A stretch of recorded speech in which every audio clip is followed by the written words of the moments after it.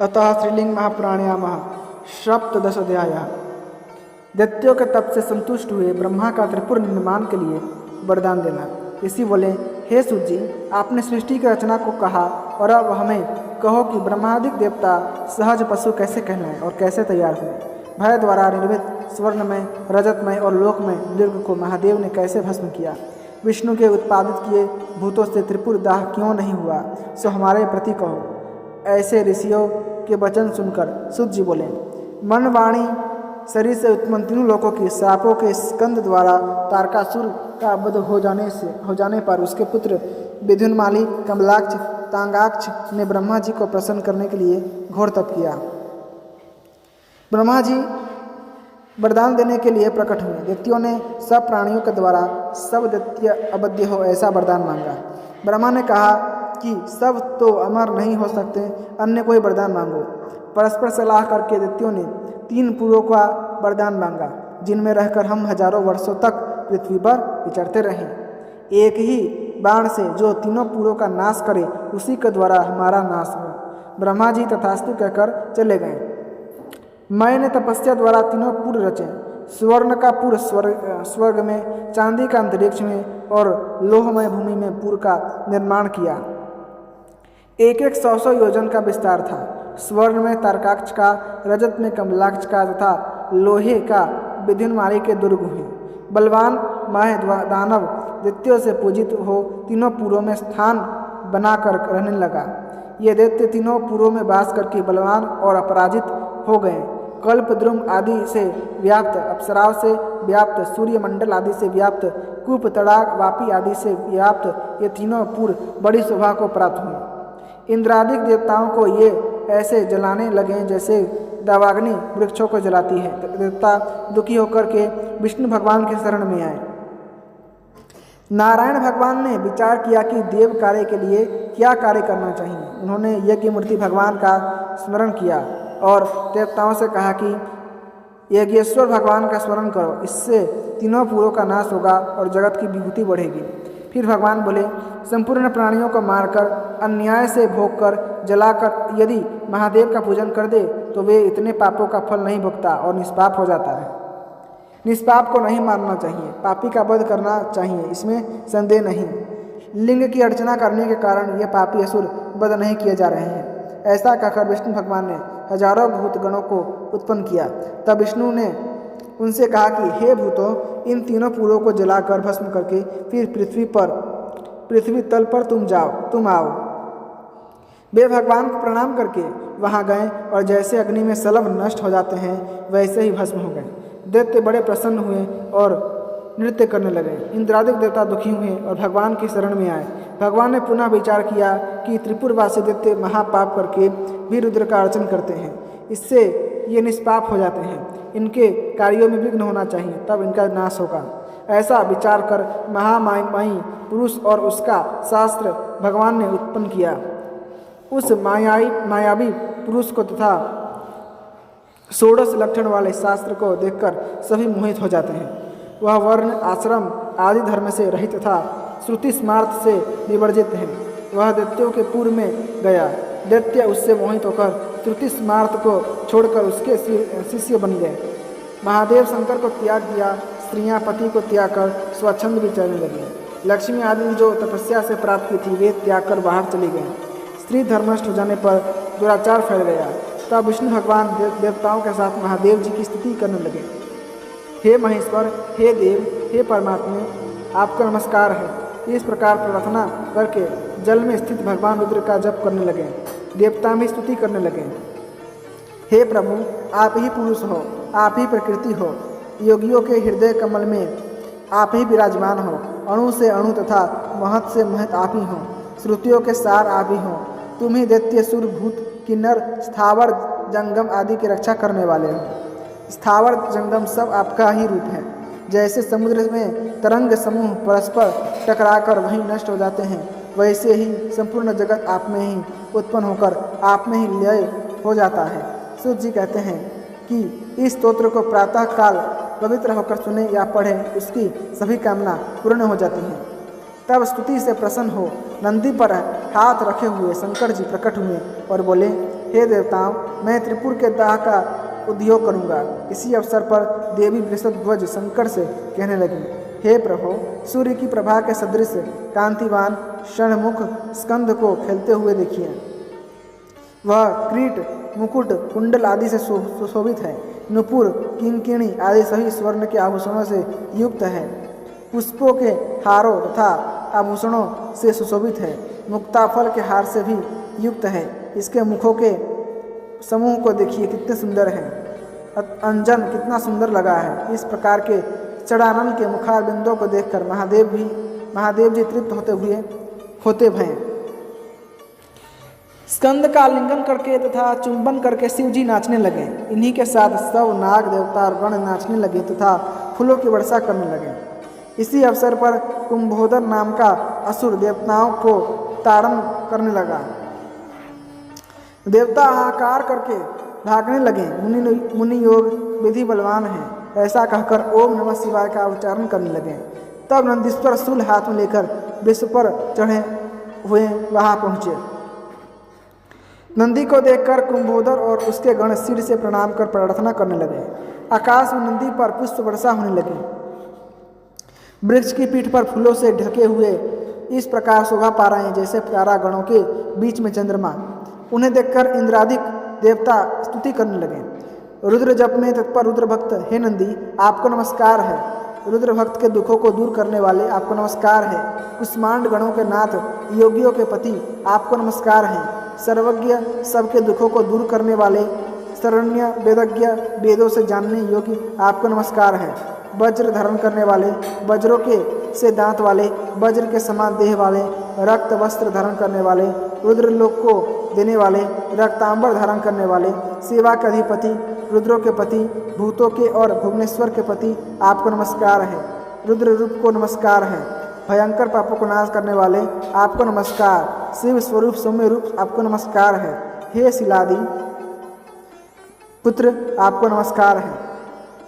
इस प्रकार नंदीश्वर स्तुति से प्रसन्न होकर देवताओं से बोले, शिव जी का धनुष, बाण, रथ, सारथी यत्न से आप बनाओ और तीनों पुरों को नष्ट समझो।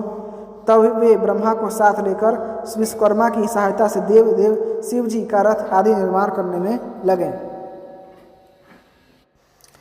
अतः श्रीलिंग महाप्राणयामः सप्तदश अध्याय संपूर्ण।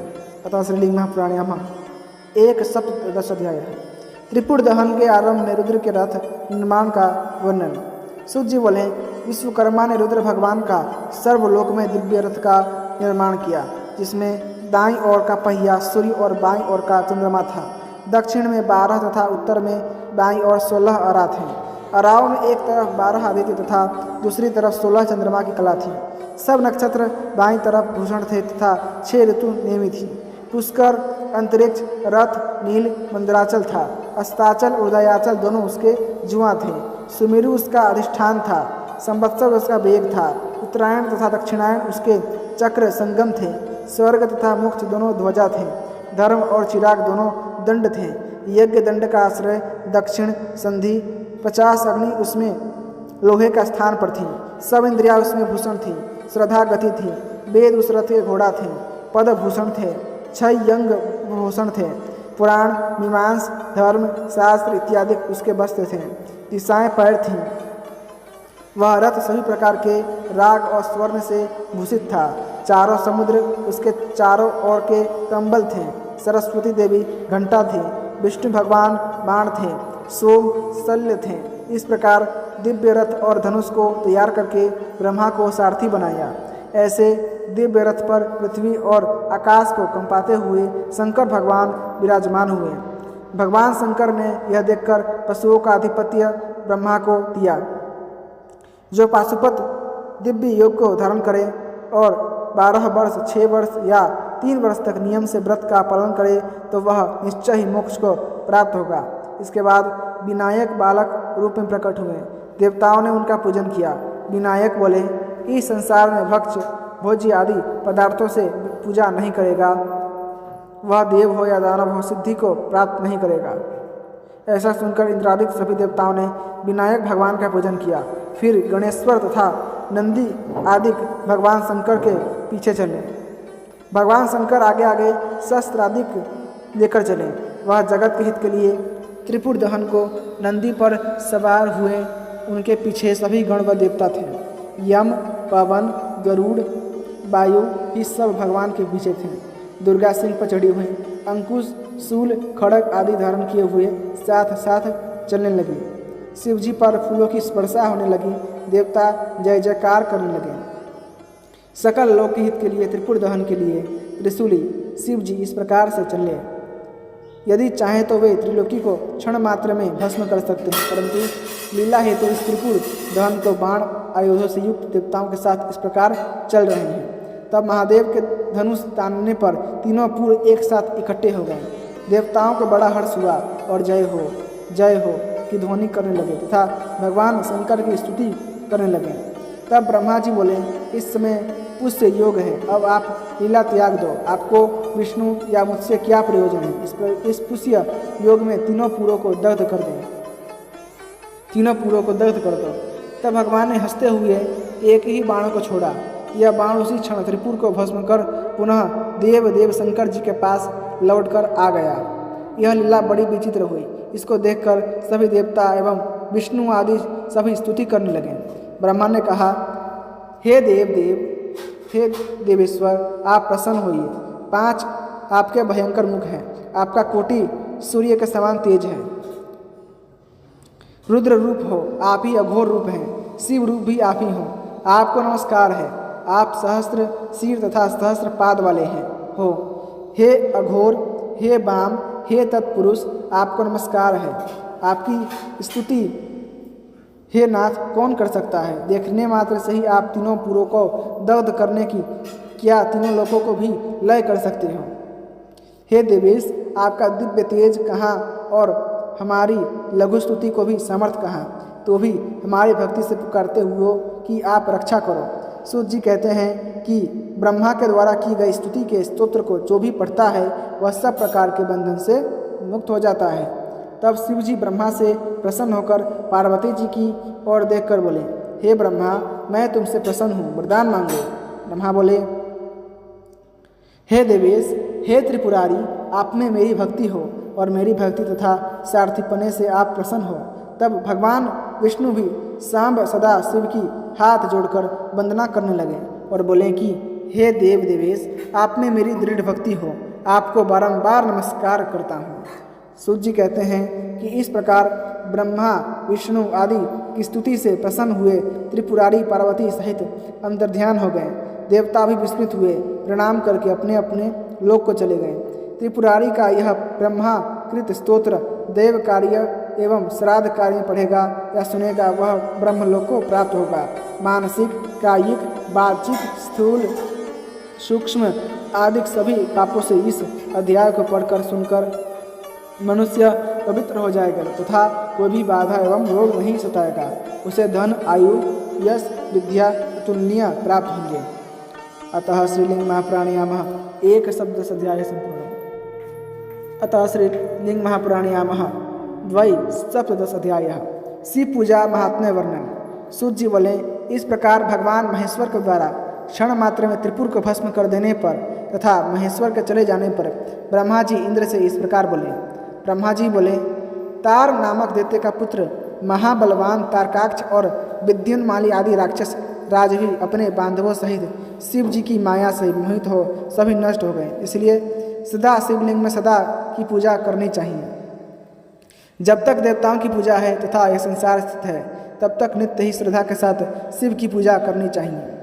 यह संपूर्ण लोक शिव में प्रतिष्ठित है और शिवलिंगमय है। इसलिए अपनी आत्मा के श्रद्धा के लिए इच्छापूर्वक लिंग की पूजा करनी चाहिए। देव, दैत्य, दानव, यक्ष, विद्याधर, सिद्ध, राक्षस, पिसितारन, पितर, मनुष्य, पिशाच, किन्नर आदि सभी अपनी सिद्धि के लिए लिंग की अर्चना करते हैं, इसमें संदेह नहीं।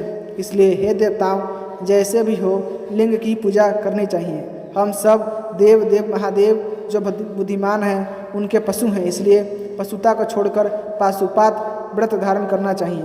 महादेव को हमेशा लिंग मूर्ति में पूजना चाहिए। हे श्रेष्ठ देवताओं, प्राणायाम पूर्वक ओमकार के द्वारा सब अंगों में भस्म लगानी चाहिए। कर्मेंद्रियों को रोककर आत्मा को शरीर में निरोध कर अग्नि और भस्म का स्पर्श करना चाहिए। हे देवताओं, पाशुपत व्रत को धारण करने वाला योगी पुरुष सब तत्वों का ज्ञाता होता है तथा संसार रूपी जाल से छूटकर मोक्ष को प्राप्त करता है। इस प्रकार का पाशुपत योग करके लिंग में परमेश्वर की पूजा करते हुए मैंने विष्णु भगवान को देखा है। मैं भी महादेव की अर्चना करके यत्नपूर्वक सब काम करता हूँ। जो शिव जी की सेवा में रहता है और उनको याद करता है वह संसार के दुख का भागी नहीं होता और तीनों लोगों का राज्य इच्छानुसार भोगता है। जो हमेशा लिंग में महेश्वर को पूजता है और जो हवन करता है वह सब पापों को जलाता है। जो विरूपाक्ष शिव का भजन करता है वह पापों से छूट जाता है। शैल, लिंग, मुझे तथा सब देवताओं का नमस्कार करके तीनों लोकों के स्वामी रुद्र की पूजा करनी चाहिए और उन त्रयंबक को वाणी के द्वारा संतुष्ट करना चाहिए। इस प्रकार ब्रह्मा जी की बात सुनकर इंद्र आदि सभी देवता सुरेश्वर की पूजा करके पाशुपत योग करके तथा अपने शरीर में भस्म धारण करके रहने लगे। अतः श्रीलिंग महापुराणामः द्वै सप्तदशाध्याय संपूर्णम। इसी के साथ श्रीलिंग महापुराण के 69वां 70वां 71वां और 72वां अध्याय समाप्त हुआ। यदि आपको श्रीलिंग महापुराण की ये कथाएं पसंद आती हैं, भगवान पशुपतिनाथ की यह चरित्र की कथाएं पसंद आती हैं तो कृपा करके इस वीडियो को लाइक करें, चैनल को सब्सक्राइब करें और अपने दोस्तों के साथ अवश्य शेयर कीजिएगा। धन्यवाद। जय श्रीमन्नारायण, जय श्री पशुपतिनाथ।